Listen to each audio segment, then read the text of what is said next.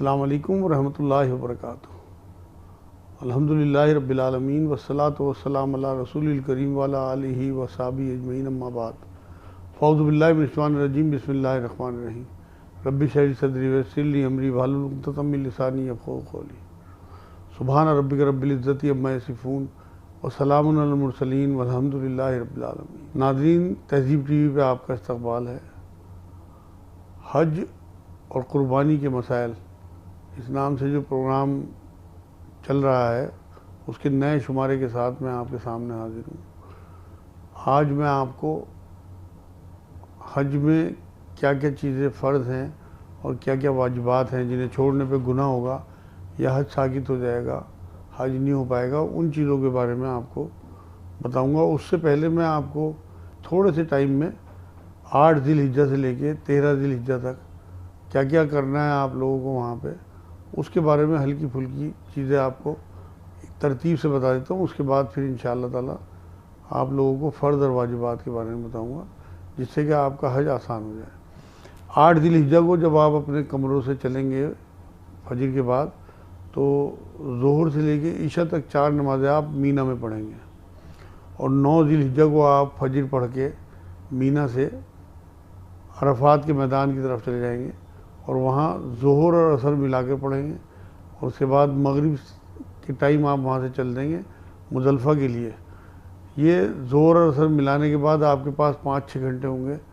वो हुज़ूर सल्लल्लाहु अलैहि वसल्लम की बड़ी सुन्नतों में है कि हुज़ूर ने इन 5-6 घंटों में खूब दुआएं की थी। और वहाँ आपका रहना अरफात में इस ज़िलहिज्जा के महीने की सबसे बड़ी सआदत की बात है।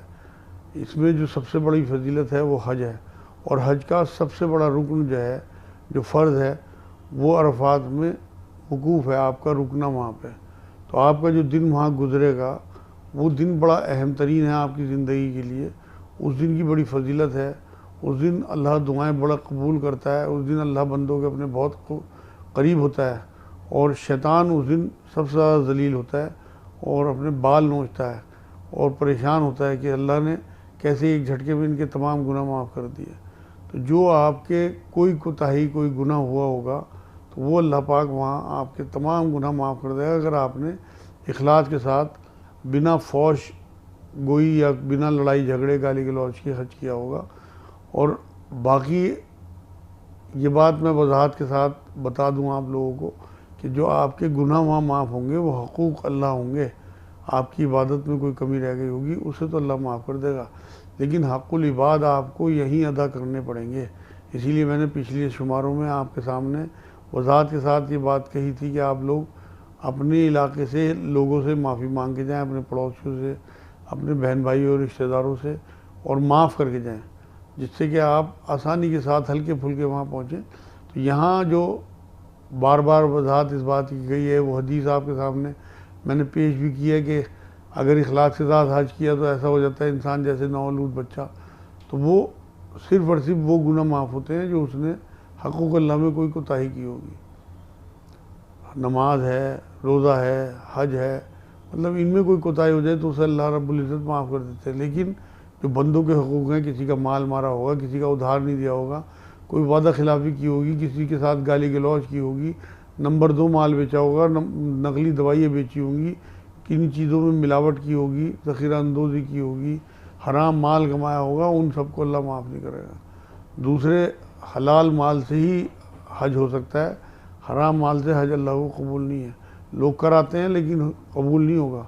मकबूल हलाल माल से होगा, क्योंकि अल्लाह पाक है, उसे पाक माल से ही इबादत चाहिए, पाक माल ही अपनी राह में खर्च कराना है। तो 9 ज़िलहिज्जा को शाम को आप मुज़दलिफ़ा वहाँ से जाएंगे, मगर वहाँ ईशा मिला के पढ़ेंगे मुज़दलिफ़ा में। यहाँ ये बात भी ध्यान रखने की है कि वैसे तो हमारा मज़हब हमें सफाई की तलक़ीन करता है, लेकिन वहाँ रसूलुल्लाह सल्लल्लाहु अलैहि वसल्लम के हुक्म से हम एहराम में रहते हैं, ना हम नहा सकते हैं, ना हम बाल तोड़ सकते हैं, ना हम शेव करा सकते हैं, ना ही हम नाखून काट सकते हैं, ना ही हम फुंसी फोड़ सकते हैं, मतलब गंदगी। तो ये दीवानापन ही अल्लाह को पसंद है हमारा। इसी तरह से जब आप मीना में होते हैं तो वहाँ मिला के नमाज़ पढ़ते हैं। वैसे तो कुरान ये कहता है कि तुम्हारे ऊपर मुकर्रर वक्तों पे नमाज़ फ़र्ज़ है, लेकिन रसूलुल्लाह सल्लल्लाहु अलैहि वसल्लम ने मना फरमाया कि अरफात में मगरिब नहीं पढ़नी, तो लोग मगरिब के टाइम वहाँ से चल देते हैं बिना नमाज़ पढ़े। इसी तरह से मिला के नमाज़ें पढ़ते हैं। तो हमें ये देखना है कि हमें हुक्म अल्लाह और हुक्म रसूल मानना है, हमें अपनी नहीं चलानी। अब आप देखिए कि ना हमें वहाँ नहा सकते हैं, ना हम सफाई कर सकते हैं। कितना सफाई का मज़हब है। नमाज के लिए कुरान ये कहता है कि ज़ीनत वाले कपड़ों के साथ नमाज के लिए जाओ मस्जिदों को, और वहाँ हम किस हालत में होते हैं, कैसे एहराम हमारे होते हैं, कैसी हमारी हुलिया होता है, मतलब दीवान की किसी हालत है जैसे दीवाने होते हैं। लेकिन ये सब अल्लाह का हुक्म है। तो इसलिए दीन उतना ही है जितना रसूलुल्लाह देखे गए, और हमें उन्हीं फॉलो करना है। उसके बाद आप मुज़दलिफ़ा में रात को आराम करेंगे, आप यही सुन्नत है। और 10 की सुबह को आप फजर की नमाज़ मुज़दलिफ़ा में पढ़ के और फिर वकूफ़ काबा की तरफ मुँह करके दुआ, और वहाँ से सबसे बड़े शैतान को कंकरियाँ मार कर कुर्बानी करनी है। मतलब वहाँ से आप मुज़दलिफ़े से चलेंगे शैतान को कंकरियाँ मारने के लिए, और सबसे बड़े शैतान को कंकरियाँ मार के उसके बाद आप कुर्बानी करेंगे।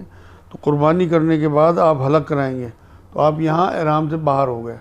आपके ऊपर एहराम की ज़्यादातर पाबंदी ख़त्म हो गई सिवाय मियाँ बीवी की मुबाशरत के। अभी आप जब तक तवाफ़ ज़ियारत नहीं करेंगे तब तक आप मुबाशरत आपके ऊपर हराम है, मियाँ बीवी का ताल्लुक़ नहीं आप उसमें रख सकते। अगर कोई बिना तवाफ़ ज़ियारत आ गया तो मियाँ बीवी हलाल नहीं होंगे, ये बिल्कुल हरामकारी होगी। इसलिए तवाफ़ ज़ियारत, रमी, कुर्बानी, हलक के बाद जब आप मक्के आएंगे तो वहाँ आप तवाफ़ ज़ियारत करेंगे सफ़ा मरवा की सही करके। उसके बाद 11 को आप तीनों जमरात को कंकरी मारेंगे। उसके बाद 12 को भी आपको तीनों जमरात को कंकरी मारनी है, और रात को मीना में क़याम करना है। और 13 तारीख को भी हुज़ूर सल्लल्लाहु अलैहि वसल्लम ने कंकरियाँ मारी, रमी की। तो ये सारा का सारा सिलसिला आपका चलता रहेगा।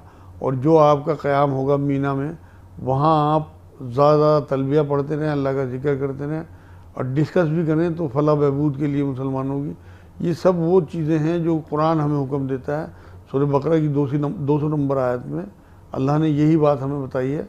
इसके बाद आप 9 तारीख को जो आपने देखा होगा कि मस्जिद निमरा है ना, वादी निमरा में, वहाँ हुज़ूर सल्लल्लाहु अलैहि वसल्लम ने खुतबा दिया था, आखिरी खुतबा, जो अब भी वहाँ पे खुतबा होता है। उस खुतबे में हुज़ूर सल्लल्लाहु अलैहि वसल्लम के साथ 1,24,000 सहाबा मौजूद थे उस टाइम, जिन्हें खुतबा दिया हुज़ूर सल्लल्लाहु अलैहि वसल्लम ने। वो खुतबा आज भी इसी तरह से होता चला रहा, उसी सुन्नत को ज़िंदा रखा हुआ है उन लोगों ने। ये वादी नमरा आप लोग समझ गए होंगे, क्योंकि आप मीना में जहाँ ठहरते हैं वहाँ नमरा नाम की एक मस्जिद है, मस्जिद नमरा। वहाँ से इमाम साहब खुतबा देते हैं, जो चारों तरफ सुना जाता है, और लोग गौर से उसे सुनते हैं, क्योंकि वो नबी अकरम सल्लल्लाहु अलैहि वसल्लम की बड़ी सुन्नतों में है, और एक ऐसा तोहफ़ा है जो नबी अकरम सल्लल्लाहु अलैहि वसल्लम हमें आखिरी खुतबे की शक्ल में दे के गए हैं, जो हमारे लिए मंशूर है। मैं इंशाल्लाह किसी एपिसोड में पूरा खुतबा भी आपको सुनाऊँगा, और उसके जो निकात हैं आप लोगों के लिए, उसमें जो तोहफ़े हैं वो भी बयान करूँगा। इंसान जो है वैसे तो काबे को देखता रहता है, मगर हज के दिनों में अल्लाह कहता है कि इन दिनों में मेरा घर भी छोड़ दो, मैदान में एहराम में जाके पड़ जाओ। तो वहाँ हम अल्लाह का हुक्म मानते हैं, काबे शरीफ से भी दूर हो जाते हैं और मीना में पड़े रहते हैं। ये 5 दिन हमारे ऐसे गुजरते हैं अल्लाह के हुक्म से कि हम काबा भी नहीं देख पाते, सिवाय तवाफ़ ज़ियारत के आने के, जब हम काबे को देख पाते हैं। हालांकि सबसे ज़्यादा अहम तरीन चीज़ हमारे लिए वहाँ है, लेकिन उससे भी अहम तरीन चीज़ हमारे लिए अल्लाह का हुक्म है। जो अल्लाह ने हुक्म हमें दिया उसमें हम अल्लाह के घर से भी दूर हो जाते हैं 5 दिनों के लिए। खुतबे के बाद जो है उसी मैदान में सूरह माइदा की आयत उतरी थी, जिसमें दीन को मुकम्मल करने का अल्लाह ने ऐलान किया, पसंद करने का। तो वो वहाँ पे इस खुतबे के बाद ही दीन को मुकम्मल कर दिया गया, और उसके लगभग 80 दिन के बाद नबी अकरम सल्लल्लाहु अलैहि वसल्लम का विसाल मुबारक हुआ। तो यहाँ दीन आखिरी खुतबे पे मुकम्मल हुआ। ये सूरह माइदा की आयत भी आई, और इसके बाद ये आप देखेंगे 1,24,000 वहाँ सहाबा थे, 1,24,000 ही अम्बिया है।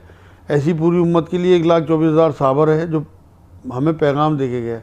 अब दीन की दावत पहुँचाना हमारी ज़िम्मेदारी है, क्योंकि हुज़ूर सल्लल्लाहु अलैहि वसल्लम ने हमें ये बात आखिरी खुतबे में हमारे ऊपर ज़िम्मेदारी डाली है। तो अब हमें अपनी इस्ताअत के मुताबिक ये दीन का काम करना है कि जो बेबहरा लोग हैं उन्हें हमने दीन पहुँचाना है। ये आप ध्यान रखें कि नबी अकरम सल्लल्लाहु अलैहि वसल्लम ने जो खुतबे की शुरुआत की थी वो ए लोगों से की थी, ना कि ए मुसलमानों या ए मुस्लिमों। या ए मोमिनो, इस तरह का कोई जुमला इख्तियार नहीं किया था, बल्कि तमाम इंसानों के लिए पैगाम था आखिरी खुतबा, क्योंकि हुज़ूर सल्लल्लाहु अलैहि वसल्लम को अंदाज़ा था कि मैं आखिरी नबी हूँ और हुज़ूर सल्लल्लाहु अलैहि वसल्लम आफाकी दीन लेके आए थे जो क़यामत तक के लिए था। तो अब ये पैगाम भी हम जो नबी अकरम सल्लल्लाहु अलैहि वसल्लम का आखिरी पैगाम, आखिरी खुतबा कहलाता है, वो भी क़यामत तक आने वाले लोगों के लिए है, उनकी ज़िंदगी गुजारने का उसमें तरीक़ा है। तो इसलिए मैं ये रिक्वेस्ट भी करूँगा, इंशाअल्लाह मैं आपको खुतबा सुनाऊँगा भी किसी एपिसोड में और उसकी निकात भी बयान करूँगा, लेकिन आप लोग छपवा के उसे बांटा करें, हिंदी में, इंग्लिश में, उर्दू में, जैसी भी आपकी इस्तात हो। अपने घरों में भी बड़ा करके उसे लगवाएं, मतलब उसकी फ़ोटोकॉपी करके या बड़ा करके उसे किसी प्रेस से छपवा के, और लोगों में भी ज़रूर बाँटें, क्योंकि वो मंशूर है। अगर सिर्फ हम आखिरी खुतबे पे ज़िंदगी गुजारने लगें तो आप यकीन करें हमारी निजात बहुत आसान हो जाएगी। तो ये जो आखिरी खुतबा है, इसके लिए अपना हुज़ूर सल्लल्लाहु अलैहि वसल्लम ने ये आखिरी में ये भी बात फरमाई थी कि लोगों तक इसे पहुँचाना, हो सकता है तुम में ऐसे लोग ना हों जो उन तक पहुँचाएँ, उनमें ऐसे लोग हों कि जो उस पर अमल करें और ज़्यादा समझदार हों, ज़्यादा समझने वाले हों इसे। तो ये भी हमारी ज़िम्मेदारी भी हो गई कि ये हम लोगों तक पहुँचाएँ, क्योंकि अब पैगंबर कोई नहीं आने, हम ही पैगंबर के पैगंबर हैं, रसूल अकरम सल्लल्लाहु अलैहि वसल्लम के हम उम्मती हैं, हमारे ऊपर ये ज़िम्मेदारी डाली गई, इसीलिए हमें इतनी इस उम्मत को फजीलत दी गई है कि हमारे ऊपर ज़िम्मेदारी भी ज़्यादा डाली गई हैं। लेकिन अगर हम इन ज़िम्मेदारियों को पूरा नहीं करते हैं तो आप यकीन करें कि हम फिर उस फरीज़े को अगर अंजाम नहीं देते तो अल्लाह के यहाँ हमें जवाबदेह होना होगा और सज़ा भुगतनी पड़ेगी। मैं तो इसे फ़र्ज़ ऐन कहता हूँ दीन की दावत देने को। तो आप जो भी मुसलमान भाई हमारे हैं उनकी इस्लाह करते रहें, और जो हमारे गैर मुस्लिम भाई हैं उन्हें दीन की दावत देते रहें, जैसी आपकी इस्तात हो, मगर देनी ज़रूर है। आपके अंदर जैसी सलाहियत, जैसा इल्म, जैसा आपका इलाका, जैसे आपकी सोच हो, उस हिसाब से आप अपना काम करते रहें। अल्लाह को पता है उसने आपको क्या दिया है। ऐसा नहीं हो सकता कि अल्लाह आपको 10 रुपये दे और आपसे 15 रुपये का हिसाब मांगे। अल्लाह ने आपको 10 रुपये दिए तो वो 10 ही रुपये का हिसाब लेगा। तो आप अपने इल्म के हिसाब से, अपने माहौल, अपने मिजाज के हिसाब से दीन की दावत फ़ौरन शुरू कर दें। अब मैं आपको हज के कुछ फ़राइज़ और उनके वाजिबात बताता हूँ, जिससे कि आप लोग हज में जो लोग भी जाएं उन्हें ये अंदाज़ा हो कि हम फला चीज़ छोड़ देंगे तो ये गुनाह होगा, और फला चीज़ हमारी रह गई तो हमारे ऊपर दम वाजिब होगा। नाज़रीन, हज के 5 फ़र्ज़ हैं।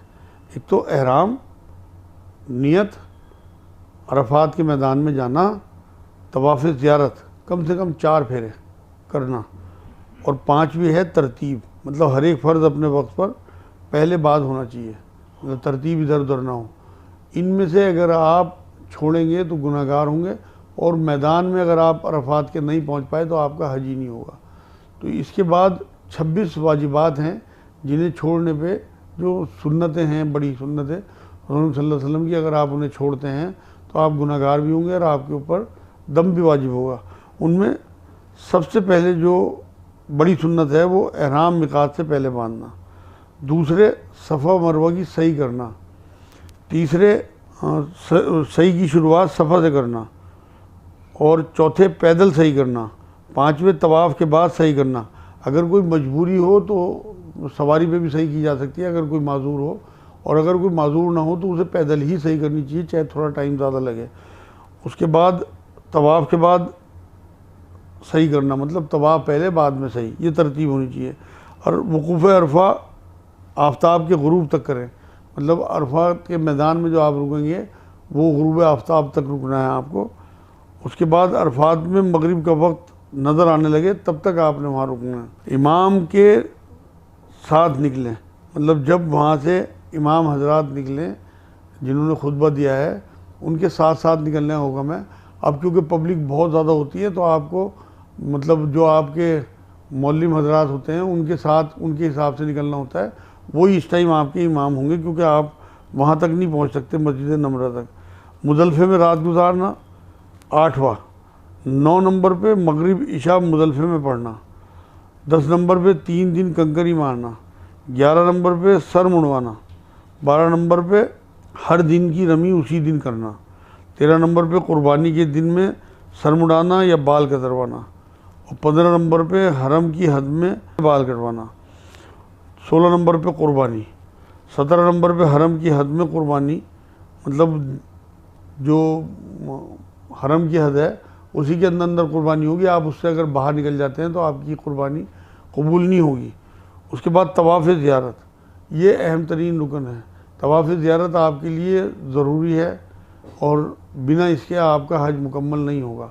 अगर आपने शुरू के 4 चक्कर भी इसमें लगा दिए तो आपका तवाफ़ ज़ियारत हो जाएगा, लेकिन 7 चक्कर जो सुन्नत तरीक़ा है वो 7 ही चक्कर है, तो 7 ही चक्कर लगाने चाहिए। 20 नंबर पे खाना काबा बाईं तरफ से और काबा बाएं कंधे पर हो। खाना काबा बाईं तरफ से तवाफ़ शुरू होगा और काबा बाईं तरफ होगा। 21 नंबर पैदल तवाफ़ होगा। 22 नंबर बेवज़ू तवाफ़ नहीं करना, मतलब तवाफ़ जो है वो एक ऐसी इबादत है कि जो नमाज जैसी इबादत है। वज़ू जो है आपके ऊपर फ़र्ज़ है सिर्फ नमाज और तवाफ़ के लिए। तवाफ़ में और नमाज में फ़र्क ये है सिर्फ कि आप इधर उधर देख सकते हैं और बात भी कर सकते हैं अगर ज़रूरत हो। वैसे तो खामोशी के साथ आपको चलना चाहिए और वहाँ तलबिया पढ़ते रहना चाहिए, कलमा पढ़ते रहना चाहिए। तीसरा तो वहाँ जो सुन्नतें हैं उसी तरह से, जैसे आपने हजर अस्वद पे बोसा देना है, ये रुकने यमानी को छूना है, वो जो हुज़ूर अकरम सल्लल्लाहु अलैहि वसल्लम की सुन्नतें हैं उन्हीं के हिसाब से आपको चलना है। तो वहाँ आप ये ध्यान रखेंगे कि आप जो है तवाफ़ के टाइम आप वज़ू से हों। अगर वज़ू टूट गया तो आपका तवाफ़ भी टूट गया, तो फिर आपको दोबारा वज़ू करना पड़ेगा। सिर्फ 2 ही चीज़ों के लिए वज़ू सबसे ज़्यादा अहम तरीन चीज़ है जो फ़र्ज़ है, मतलब वाजिबात में से है। एक तो नमाज और एक तवाफ़। तो यहाँ आपको पैदल तवाफ़ करना है, बावज़ू तवाफ़ करना है और तवाफ़ में आपका सतर झुका हुआ हो, सतर ढका हुआ हो। जो एहराम की चादरें आप हों उनमें आपका सतर नजर ना है। नाफ से ऊपर आपकी नीचे वाली चादर नाफ से ऊपर होनी चाहिए और घुटनों से नीचे जानी चाहिए, जिससे कि सतर आपका खुला हुआ ना हो, वरना आपका तवाफ़ नहीं हो पाएगा और हज आपका जो है उसमें दिक्कत आएगी। उसके बाद 2 नफिल पढ़ना, मतलब तवाफ़ पूरा करने के बाद 2 नफिल पढ़ना, ये भी आपके वाजिबात में से आता है और छोड़ने पे दम लाजिम आ जाएगा। और तवाफ़ विदा, यानी कि बाहर जो लोग पहुंचते हैं गैर मुल्कों से या गैर शहरों से, उनके लिए तवाफ़ विदा भी ज़रूरी है कि वो चलते हुए तवाफ़ विदा करें। वो भी अहम तरीन रुकन है, उसे छोड़ने पे दम लाजिम आएगा। और सर मुंडवाने तक जिम्मा ना हो, मतलब जब तक आप सर ना मुंडवा लें तब तक आप बीवी से मुबाशरत नहीं कर सकते। ये सारी वो चीज़ें हैं जो आपको वाजिबात में से इसलिए बताई गई हैं कि आप वहाँ आसानी के साथ हज कर सकें और आपका हज मकबूल भी हो। सबसे पहली चीज़ इसमें इखलास है, नियत है। तो आपकी नियत अगर दुरुस्त है तो आपके तमाम अमाल जो हैं वो कबूल हैं अल्लाह के यहाँ और आप मकबूल हज का सवाब पाएंगे और आपके सर से एक फरीज़ा भी उतर जाएगा, क्योंकि हज जो है वो फ़र्ज़ है। हज का जो मामला है, ये ज़िलहिज्जा का महीना जो चल रहा है, इसमें सबसे बड़ी जो फजीलत है वो हज को ही है इस महीने की। क्योंकि आप देखें कि ये हराम महीनों में भी आता है। 4 महीने जो मोहतरम बताए हैं कुरान ने, उनमें ज़िलहिज्जा का ही महीना है। इसके बाद मुहर्रम आने वाला है। हमारे लिए हज अल्लाह रब्बुल इज़्ज़त ने एक ऐसा तोहफ़ा दिया है कि अपने पास बुला के हमें वो पाक साफ़ कर देता है। और उसके बाद जब हम इस साल को ख़त्म करने वाले हैं, 12वां महीना चल रहा है, इसके बाद जो मुहर्रम का महीना शुरू होगा उसमें हम पाक साफ़ दाखिल हों उस महीने में, अल्लाह ये चाहता है। और मुहर्रम का महीने की इस्तकबाल में आप यहाँ से अल्लाह से अपनी सफाई कराएं। हज हो या आप यहाँ हज को ना जा पाएँ जो लोग, वो अपने यहाँ ज़िलहिज्जा के जो दिन हैं उनमें बहुत एहतमाम करें, बहुत अदब व एहतराम के साथ इसका वक्त गुजारें, हराम कामों से बचते हुए वक्त गुजारें। इंशाअल्लाह मैं आपको ज़िलहिज्जा के 10 दिनों के बारे में, शुरू के जो 10 दिन हैं उनके बारे में भी कुछ चीज़ें आपको बताऊँगा, जिससे कि उनका भी आप फ़ायदा उठा सकें। बहुत सारे लोगों को इनके बारे में मालूम ही नहीं है कि कितनी अल्लाह के रसूल सल्लल्लाहु अलैहि वसल्लम ने इनकी अहमियत बताई है और किस तरह इनमें तलकीन फरमाई है लोगों को इबादत करने की। वो इंशाअल्लाह मैं हदीसें आपके सामने पेश करूँगा ज़िलहिज्जा से मुतालिक, शुरू के 10 दिनों के, किस तरह से हुजूर 9 ज़िलहिज्जा का क्या शारे ही बल्कि शुरू के 9 के 9 रोज़े रखते थे।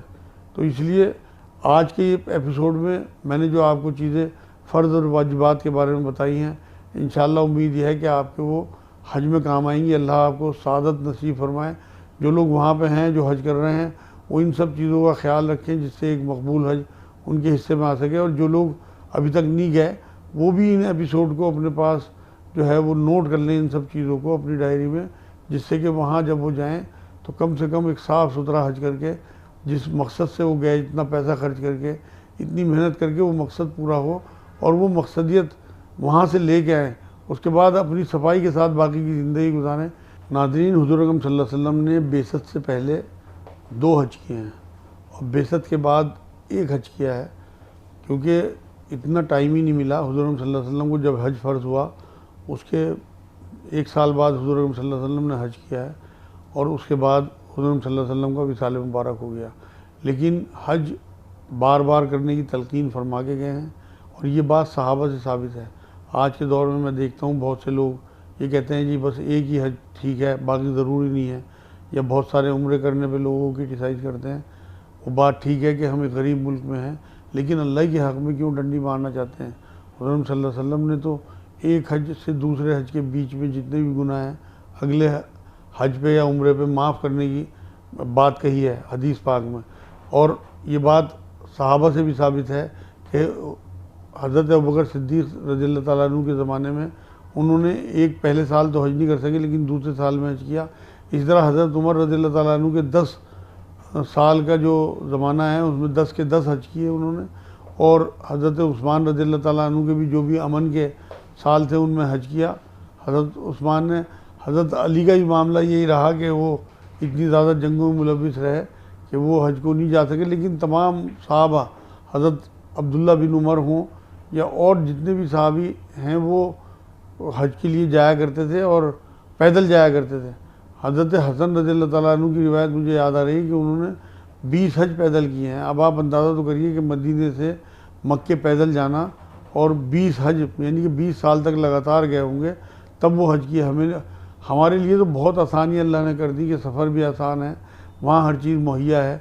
उन दिनों तो बहुत मुश्किल सफ़र थे, जंगलों के सफ़र थे, पहाड़ों के सफ़र थे, उसके बावजूद सहाबा पै दर पे उम्रे और हज किया करते थे, क्योंकि उन्हें यकीन था कि हमारे पिछले गुनाह इन हज की बरकतों से या इन उम्रों की बरकतों से अल्लाह माफ़ कर देंगे। तो हम लोगों को भी कोशिश ये करनी चाहिए कि हम गरीबों में माल बाँटें। ऐसा नहीं है कि गरीबों में माल नहीं बाँटना उसकी बनाई है, बल्कि ये माल अल्लाह की राह में ख़र्च करें हज और उम्रे के लिए, और गरीबों में माल बाँटें। अल्लाह ने आपको अगर इतना माल दिया हुआ है, लेकिन अगर आप नफली उम्रा या नफली हज के लिए जा रहे हैं और आपके सामने किसी इंसान की ऐसी मजबूरी, ऐसी ज़रूरत आ जाती है, तो फिर आप वो करें, क्योंकि एक अपने मुसलमान भाई की मदद करना आपके ऊपर वाजिब है, उसकी खैर ख्वाही चाहना, उसकी हेल्प करना। इसलिए नफिल से पहले आपके ऊपर बड़ी सुन्नतों में, वाजिबात में यह है कि आप अपने भाइयों का ख्याल करें। लेकिन अगर आप वो ख्याल भी कर रहे हैं तो बिल्कुल आप हज और उम्रे से ना रुकें, बल्कि ज़्यादा हज और उम्रे करें और अपने गुनाह अल्लाह से माफ़ कराएं। अल्लाह का घर देखें, हुज़ूर अकरम सल्लल्लाहु अलैहि वसल्लम के रोज़े मुबारक पे हाज़िरी दें और वहाँ की बरकतें लूटें, क्योंकि मदीने मुनव्वरा का जो आपका क़याम है वो आप अंदाज़ा नहीं कर सकते कि आपको क्या चीज़ दिला सकता है। तो नाज़रीन, देखें आप इंशाअल्लाह ताला जैसी भी हिम्मत हो, जैसी भी इस्तिताअत हो, अल्लाह रब्बुल इज़्ज़त की तौफ़ीक़ से ज़्यादा से ज़्यादा हज की नियत करें। जब रास्ता अमन का हो तो हज और उम्रे के लिए निकलें।